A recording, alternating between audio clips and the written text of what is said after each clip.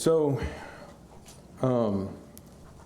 continuing, as Matt mentioned, I've titled the sermon today, Integrity Regained. And I've been, I started kind of looking at integrity. I had, one of the things, we've talked about what integrity means, some different things. The dictionary definition is the quality of being honest and having strong moral principles and doing what's right, even when nobody is watching. And the more I'm looking into this, I'm enjoying looking at, this has kind of gone into more of a character study of some of the Bible characters, some of the people we know well. And kind of along with what Matt was saying, integrity, to me, is looking more and more like it's a spirit-led, spirit-filled life. It's living according to the example set to us by Jesus himself, by God, and what he wants. And that's the root of it. I think that's the source of it. And as I was kind of looking the last number of sermons on integrity, looking at Joseph, and I thought this one would end up being what, when we read these texts, which I think in the bulletin, I forget which chapters there's multiple chapters in here, and we won't go through and read all that text. But there's a lot to cover here. And I often think of this portion as Joseph forgiving his brothers, and that's very true. And that's a piece of integrity and Christian living, is being able to forgive those who hurt us. But I was kind of drawn in a different direction this morning, and looking maybe a little bit more on his brothers and where they had been and where they had come from, and how they were here in chapters 40, the end of Genesis here, kind of how the end of their life was, in a little bit of a contrast to how they had started out. And so I'd like to focus on the brothers a little bit and see where did they have integrity. We know they didn't early on, but where did they end up here? So, as a brief background, we didn't cover some of this stuff in the other sermons, but Joseph's brothers, I think we all know the story, so we'll just kind of briefly go through this. Joseph's brothers were jealous and hated him. This is in 37, way back in 37. They sold him into slavery. They sold him to a band of Ishmaelite traders coming through, sold him as a slave. And he is sold as a slave in Egypt. He ends up in Egypt being sold as a slave to Potiphar. He's falsely accused and thrown into prison, Genesis 39. He gains favor of the prison guard there, and he ends up ultimately gaining favor of Pharaoh, and he's brought out of prison, and he interprets the dreams that Pharaoh has. And we didn't go into that. I think we all know what those dreams were, but just briefly, because it applies kind of to our lesson today. The interpretation of those dreams was God was warning Pharaoh that there would be some interesting things happening. There were going to be 7 years of plenty. 7 years of great plenty, the Bible says. It was going to be abundant. It was going to be far and above, more than they could handle. And then following that, we're going to be 7 years of great famine. The famine, it said, would consume the land, and it would be so bad they will forget the 7 years of plenty, the 7 years of prosperity, of things going good, and having the great plenty. These 7 years would come along, the 7 years of famine would come along, and there wouldn't be anything in their memory left of the good years. So with this, Joseph gave wise counsel, God's directing him, and he said, set someone up. What you need to do, Pharaoh, is set someone up to collect, take advantage of the good years, collect and save some of this food, this grain, during these plentiful harvests, so that will carry you through the famine. And it said that he suggested collecting 1/5 And yeah, I don't want to dig too deep into that, but 1/5 of the good years collected saw them through the 7 years of famine. And if you think about that, man, those were some really good years. Those first 7 years were very, very abundant. So anyway, Pharaoh likes this, and he says, okay, you seem like a pretty good candidate. You're the guy. I'm going to make you that ruler. I'm going to make you do that. And then Joseph retired, and he wrote his book, From Prison to the Palace in 7 Easy Steps. No, he didn't. Joseph got to work. He did this stuff. He says that he went out, and verse 47 of chapter 41 in Genesis, it says, during the 7 plentiful years, the earth produced abundantly, and he gathered up all the food of those 7 years which occurred in the land of Egypt, and put the food in the cities. He put in every city the food from the fields around it. And Joseph stored up grain in great abundance, like the sand of the sea, until he ceased to measure it, for it could not be measured. So Joseph carried out what he had said. Collect the good during the good years. We'll collect the grain. We'll store it. And it got to the point where they couldn't even keep track of it anymore. There was so much. There was an abundance. They stored it. I don't know how they stored it. There's some farmers in here and at least one bin salesman. I don't know if storing it for 7 or possibly 14 years, how would you go about that? What would it take to do that? I don't know. Joseph, through the wisdom God had given him, figured out how to do that and was able to do that, to preserve this grain, the harvest that came in. So we see that he did this, and then in the end of chapter 41, we see that the bad years start coming along. The famine starts coming, and the people are running out of food. They're going to Pharaoh and saying, what are we going to do? And Pharaoh says, well, go to Joseph. Whatever he tells you to do it. In verse 55. And so they did. Joseph opens the storehouses, and he starts selling the grain to the people. And verse 57, it says, moreover, all the earth came to Egypt to Joseph to buy grain, because the famine was severe over all the earth. This was widespread. This is something that was widespread in their known world. It says that it came from moreover, all the earth came to Egypt.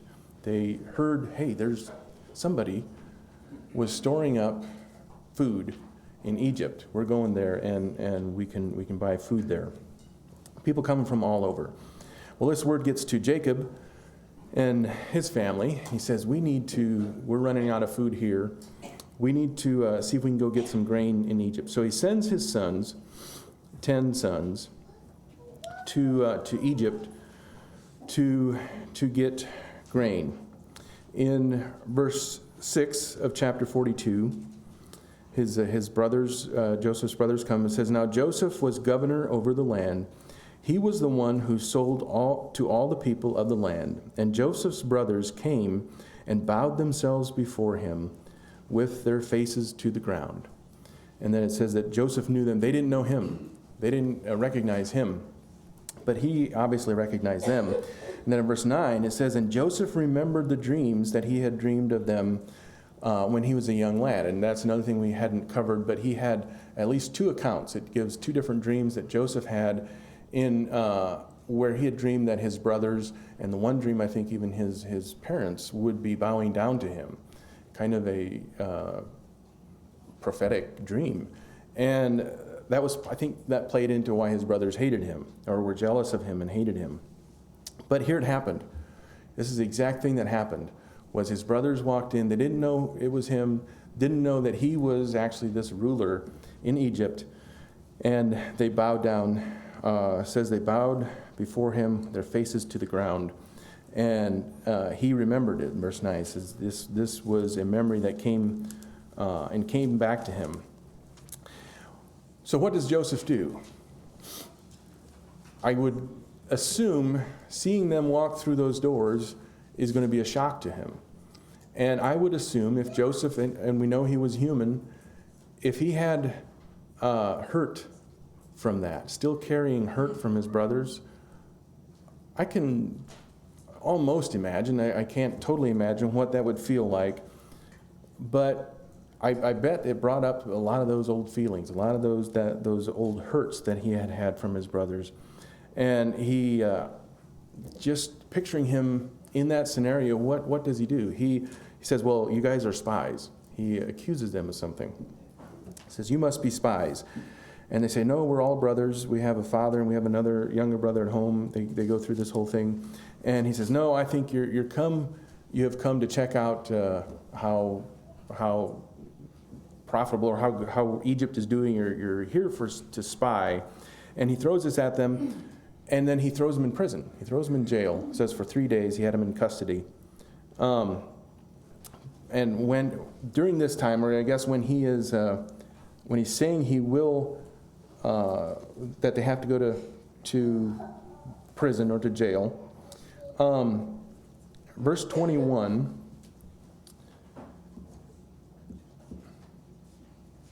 let's see here. Yeah, verse 21 in chapter 42 says, then they said to one another, in truth, we are guilty concerning our brother. And they were remembering Joseph. Said, in truth, we are guilty concerning our brother in that we saw the distress of his soul when he begged us and we did not listen. That is why this distress has come upon us. They were associating this distress, this thing that they were going through right here, right now, with what they had done to Joseph. And they even mention here his distress when he begged us and we didn't listen. They had been hard-hearted. They had not been moved by his begging them to not sell him these many years ago, at least 20 years, 22 years, according to my calculations, before this. They hadn't, and they had associated this with what had happened back then. So we're paying for it now. And Joseph gets to see how they respond with each other in a difficult circumstance. He gets to see how are they going to respond with each other, how are they going to respond to authority. And C.S. Lewis said, surely what a man does when he is taken off his guard is the best evidence for what sort of man he is. If there are rats in the cellar, you are most likely to see them if you go in very suddenly. But the suddenness does not create the rats. It only prevents them from hiding. In the same way, the suddenness of the provocation does not make me ill-tempered. It only shows me what an ill-tempered man I am. This was C.S. Lewis's statement about when sudden things come up. It basically shows, there's another quote, it says, trials don't always develop our character. Most of the time, they merely expose what's already there. It's what's inside that comes out in those times of distress, those times of stress and trial. And Joseph was able to firsthand observe that in this kind of immediate, this was not what the brothers were expecting. They were expecting to come in, pay for some food, and leave, head home. But here they were facing some major issues, false accusations, in fact. And it was kind of just thrown at them. And Joseph was able to observe what they did. And I think one of the things that he observed here was their guilt. One of the things that he observed was them saying, oh, we're guilty because of our other brother, Joseph. This is what's happening to us. This is why it's going. I feel like they passed that test of how they dealt with each other and how they dealt with authority there.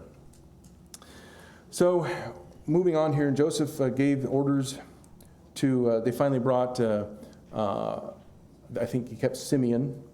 It says that he decided to keep Simeon, and the rest of them he told to go home, and he said, now, go home, and you need to bring your little brother, your youngest brother, back with you if you want to come back. And he told his servants, He gave orders, he said, to fill their bags with grain and replace every man's money in his sack. And so they put their money, they hid the money back in their sack full of grain, and he sent them on their way. Well, they got down the road the first night. They stopped to camp, and they started getting out food for their donkeys or whatever. And here's this money in this sack. This is another test. Another test of their integrity. A rancher asked a veterinarian for some free advice. He says, I have a horse that walks normally sometimes and limps sometimes. What should I do? The veterinarian replied, the next time he walks normally, sell him. This was not coming from a place of integrity. We see that is not really a honest and a true, I don't think that's the best advice if we're talking coming from a Christian standpoint, standpoint of integrity. But that's where sometimes it's tempting to, in the place of finances, in money, in business. I'm not really cheating someone, I'm just it worked fine last week when I drove it, and now I'm trying to sell it. And even though 3 weeks ago we had issues with it. But that's another area, I guess, where Joseph wanted to see what would their response be. What would they do? How would they handle this? Would they take this money and run and not say anything? How would they do this? Well, they passed this test too. Later in 43, when they come back, then it says that they Jacob actually told them. He said, "Take double the money," and that's what they did. They took the money, more money to buy more food, plus the money that they had found in their bags last time, and they tried to give it to the servant, the guy here, and he says no. He said, that must have been a gift from your God, because I got your money, I took your payment, you're good. He downplayed it and didn't take it, but they offered to. They brought this money back, and they said, we don't know how this happened, but we ended up with our same money again. Here it is back. So another test that they had passed. They had made the right decision, made the right move. Another thing, I think Joseph, I don't know all his thought processes here, but we see it looking back. Another part of this test, I think, was to see if Jacob trusted them with Benjamin. Would Jacob actually let them bring Benjamin along? Another way to see if these men, if his brothers had actually changed. True integrity receives trust from those closest to you. If your closest people in your life don't trust you, why should anybody? If the closest people in your life, if your parents, if your brothers and sisters and family don't trust you, why should anyone? And I'm sure there's circumstances where maybe that doesn't hold true, but as a rule, I think if someone is looked upon, if Jacob would have looked and he said, no, there's no way I'm going to trust these guys. They're my own sons, but I'm not going to trust them with Benjamin. And he was hesitant. But he does end up sending him. They end up talking him into it, and he sends Benjamin with them. They end up passing this test. And then they come back. They're back in Egypt again. And Joseph says, okay, take them, bring Simeon out of prison, and have them all come to my house for lunch. We're going to have them all here for lunch. Here's another test. He had them gather for lunch, and it says in verse, let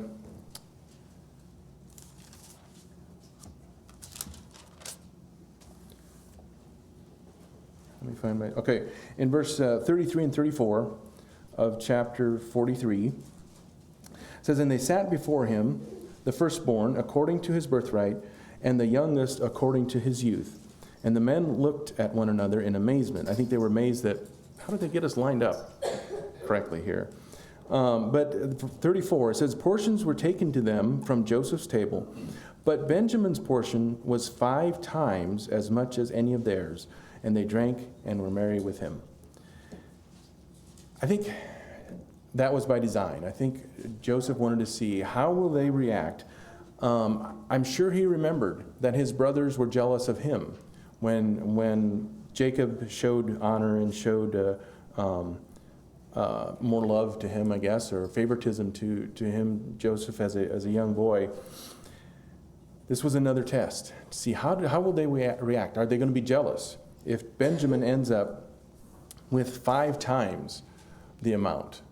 And if we sit down for a meal, that's a big difference. 5 times the portion as everybody else. That would be a heaping plate, or the others maybe just had a small plate. Either way, that might be cause for jealousy if these guys are hungry, and they weren't. It doesn't give any indication that they were. They were all, says they drank and were merry together. And so they passed this test. They passed the test of not being jealous of Benjamin. They seemed to be happy for him, or at least okay with this. Then we see one more test that Joseph wants to orchestrate here. As they bought some more grain, and he tells his servants, he said, now put the money back in the bags, but more importantly, he says, put my silver cup, my own personal cup, put it in the youngest guy's bag, and send them on their way. I'm not sure what the servants, I guess I don't really know if they were in on all of this, if they knew what Joseph was thinking. I'm not sure at this point they even knew that this was his brothers. I don't know if they thought, man, Joseph is really playing games with these people. He's giving them a hard time here. But they followed through with this. They put the silver cup in Benjamin's bag. The brothers loaded up and headed out.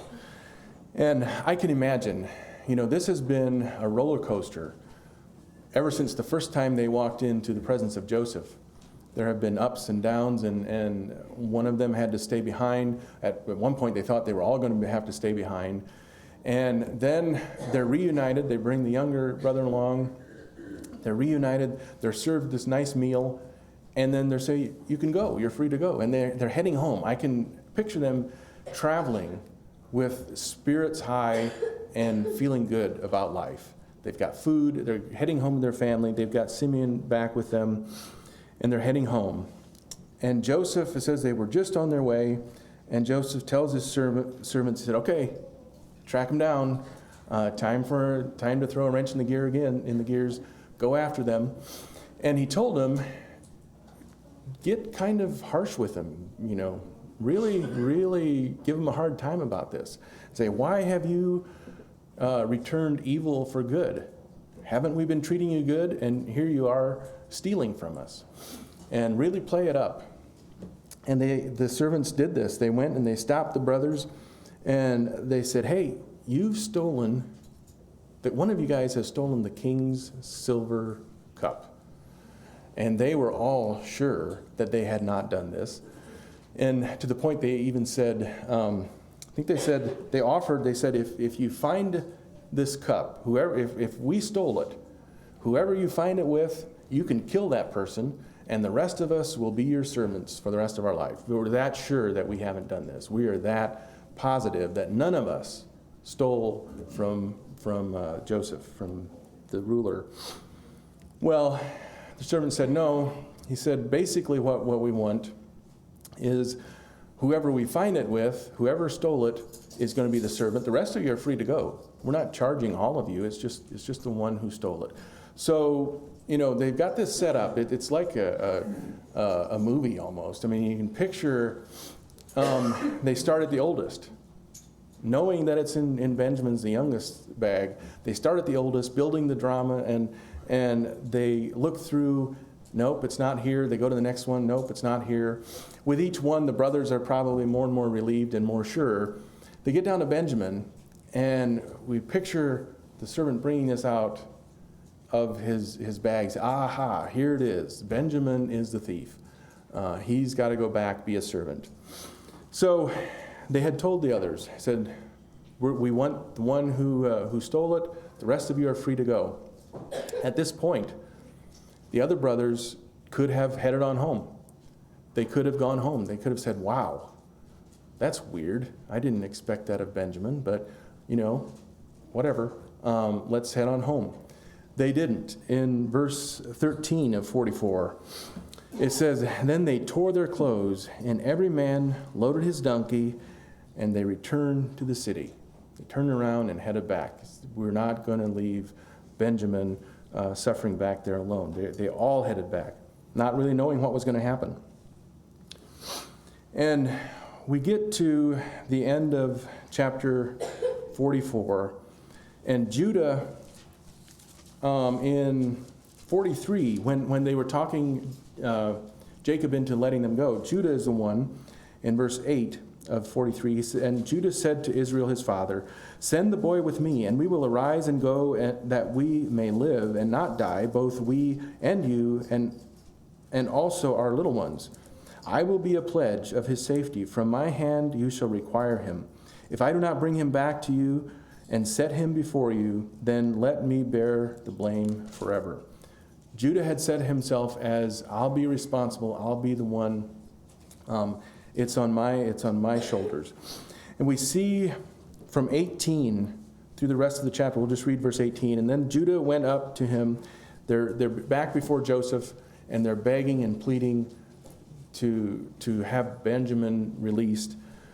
And verse 18 says, then Judah went up to him and said, oh, my Lord, please let your servant speak a word in my Lord's ears, and let not your anger burn against your servant, for you are like Pharaoh himself.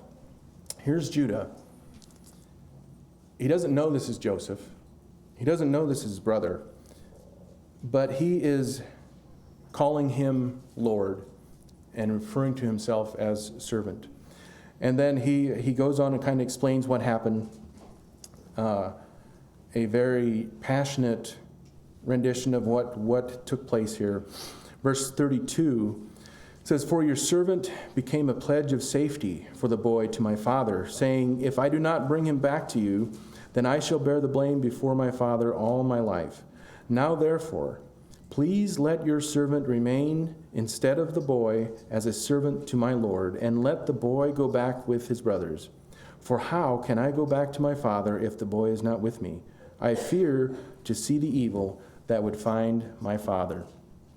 I think this is so interesting that it's recorded here that this Judah was the one who spoke up to his father, said, give him to me.